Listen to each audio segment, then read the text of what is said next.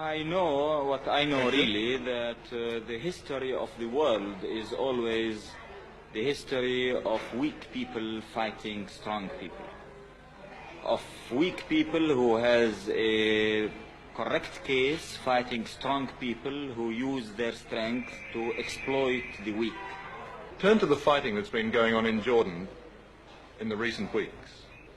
It's your organization that's been one side of the fight. What has it achieved?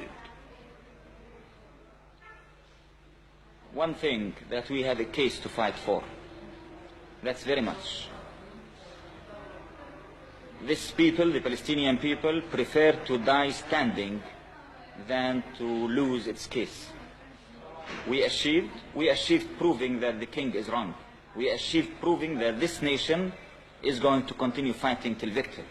We achieved that our people could never be defeated. We achieved teaching every single person in this world that we are a small, brave nation who are going to fight to the last drop of blood to put justice for ourselves after the world failed in giving it to us. This is what we achieved.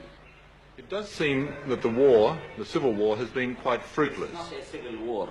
It's a people defending themselves against a fascist government, which you are defending because just King Hussein has an Arab passport. It's not a civil war. Well, the conflict... It's not a conflict. It's a liberation movement fighting for justice. Well, whatever it might be best called... It's not whatever, because this is where the problem starts. Because this is what makes you answer all your questions, ask you all your questions. This is exactly where the problem starts.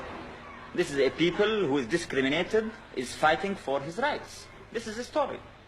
If you will say it's a civil war, then your questions will be justified. If you will say it's a conflict, then of course it's a surprise to know what's happening. Why won't your organization engage in peace talks with the Israelis? You don't mean exactly peace talks, you mean capitulation, surrendering. Why not just talk? Talk to whom? Talk to the Israeli leaders. That's kind of conversation between the sword and the neck, you mean? Well, if there were no swords and no guns in the room, you could still talk. No, I had never seen any talk between a colonialist case and a national liberation movement. But despite this, why not talk? Talk about what? Talk about the possibility of not fighting. Not fighting for what? Not fighting at all, no matter what for. Yeah, people usually fight for something and they stop fighting for something. So you can't tell me even why should we speak about what? Well, stop fighting. For what? Or talk about stop fighting why? Talk to stop fighting, to stop the death and the misery, the destruction, the pain. The misery and the destruction and the pain and the death of whom? Of Palestinians, of Israelis, of Arabs. Of the Palestinian people who are uprooted, thrown in the camps, living in starvation, killed for 20 years, and forbidden to use even the name Palestinians. They're better that way than dead, though. Maybe to you, but to us, it's not. To us, to liberate our country, to have dignity, to have respect, to have our mere human rights, is something as essential as life itself.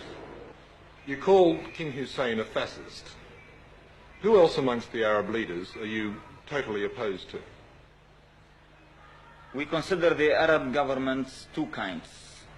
Something we call reactionaries, who are completely connected with the imperialists, like King Hussein government, like Saudi Arabian government, like Moroccan government, Tunisian government. And then we had some other Arab governments which we call the military petit bourgeoisie governments. That's like Syria, Iraq, Egypt, Algeria, so on. Just to end with, let me go back to the hijacking of the aircraft. On reflection, do you think that is now a mistake? We didn't make a mistake in hijacking them. In the contrast, we did one of the most correct things we ever did.